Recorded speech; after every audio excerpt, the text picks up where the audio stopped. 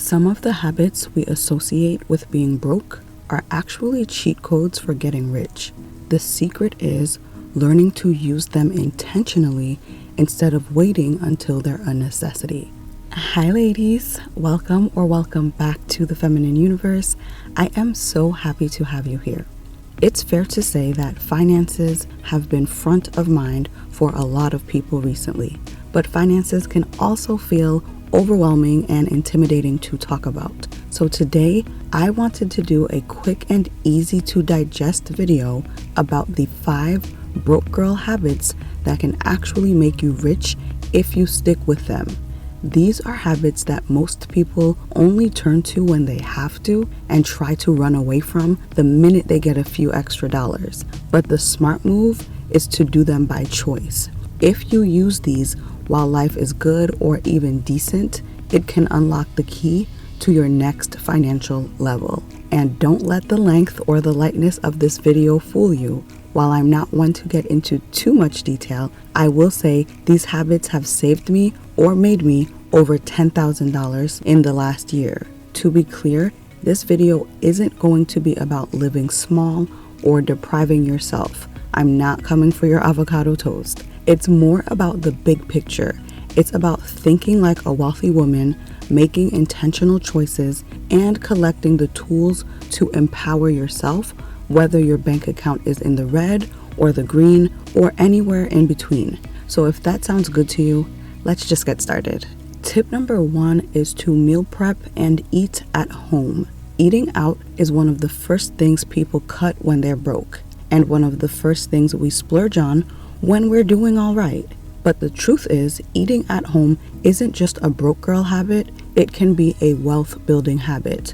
Now, before anyone gets terrified, this doesn't mean you can never eat at a restaurant again. Like I said, I'm not coming for anyone's avocado toast or brunch with the girls or any of that. I'm referring to more of a lifestyle situation where people are eating out nightly, or the people who will grab coffee and a pastry in the morning, then order lunch at work, and then go to dinner or order dinner in the evening. That kind of living will really add up. And that's money that could have gone towards savings, could have gone towards your emergency fund, or could have gone toward buying something you really want, like a tech gadget or vacation. So if you can cook your own meals, plan ahead, and be intentional with your grocery shopping, you can probably get a 2-for-1 win with this tip, because not only will your bank account thank you, your waistline probably will too, because even though it's delicious, we know most takeout is loaded with calories, oil, and salt. But when you cook at home, you know exactly what's going into your body and can make better choices. So even if you can comfortably afford the restaurant and takeout life, it doesn't mean it's the smartest choice for your finances or your fitness. So if you've been spending a little absent-mindedly on eating out, this is just a friendly reminder to pay a little closer attention to that habit. Tip number 2 is to budget and prioritize. Let's be honest, being on a budget sounds like something you only do when you're struggling. But in reality, budgeting is actually one of the best tools to help get you out and keep you out of the struggle. And that means keeping a close eye on both things coming into your account and what's going out of it, and then setting reasonable limits for each area in your life. And this is not about working hard but never being able to enjoy yourself. You'll notice I said budget and prioritize. One of the best money lessons I've ever learned that has made my financial journey more enjoyable is it's okay to spend lavishly on the things you love, but cut ruthlessly on the things you don't actually care about. The mistake many people make is spending at the same level in every category, whether it's meals, travel, clothing, technology. But the way you can live well and still be smart is to decide what's important to you, keep spending there if you can afford it, but cut back in all the areas you actually don't care about as much. Maybe for you, it is 2 really nice dinners a week, but then you take public transportation or shop a little less. It's not about never treating yourself to nice things, but it's also realizing you don't need to indulge in everything. Living below your means by choice helps you avoid lifestyle creep while still enjoying the things that bring you the most happiness. Tip number 3 is pursue multiple streams of income. There are still people who think getting a side hustle or finding ways to earn extra money is only for people whose job can't meet their needs.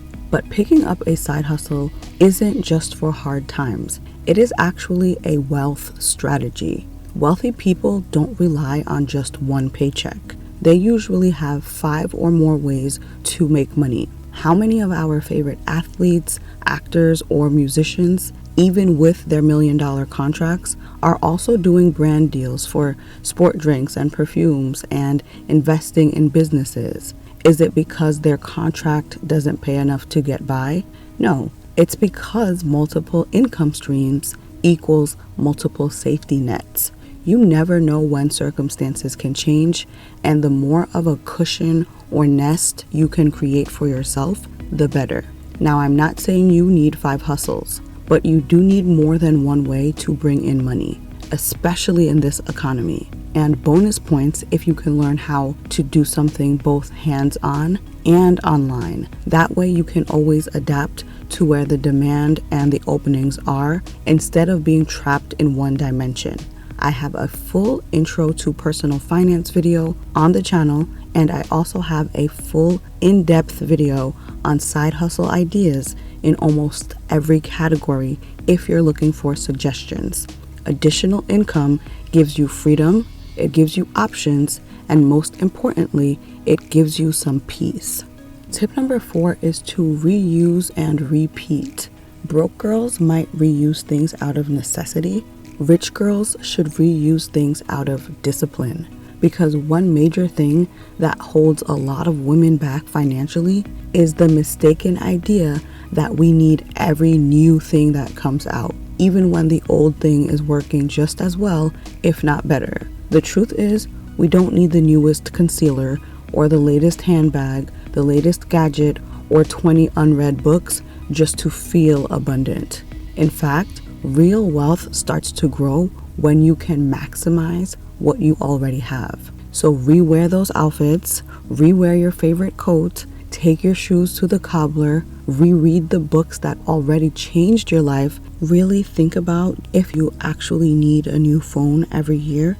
You'll be shocked how much money you save and how much more satisfaction and use you can get from truly utilizing what you have to the fullest. I know how much this has saved me, and this doesn't mean you can't ever buy anything new. Like, no one is going to tell me I can't buy a new book or a new perfume. But to tie it back to what we spoke about in the budgeting tip, just identify what's important to you and get comfortable reusing and repeating everything else. It's not about never buying new things. It's about resisting the urge to chase every new thing that drops. And tip number 5 is to keep quiet.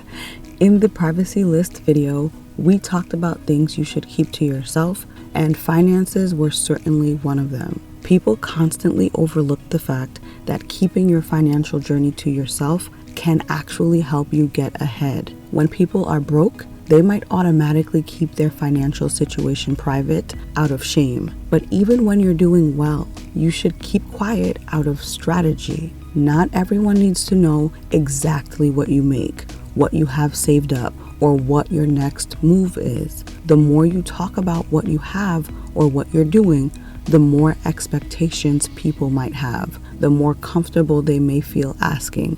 And sometimes, the more envy you attract. The quieter you move, the more peacefully you can build. No monitoring energy, no sabotage, no one constantly asking for handouts or trying to guilt trip you. Broke girls might keep quiet out of embarrassment.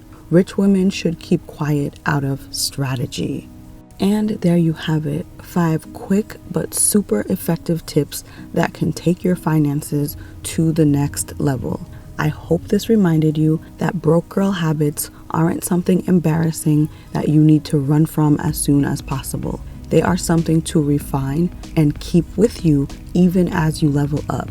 They aren't just tools for hard times, they can be the keys to your next financial level. Because wealth isn't just about money, it's about discipline, clarity, and intention. And those are skills we absolutely need, because it's not just about being able to make more money, it's also about being able to keep money. Let me know in the comments, which of these habits do you currently practice, or which are you going to start being more intentional about after hearing this?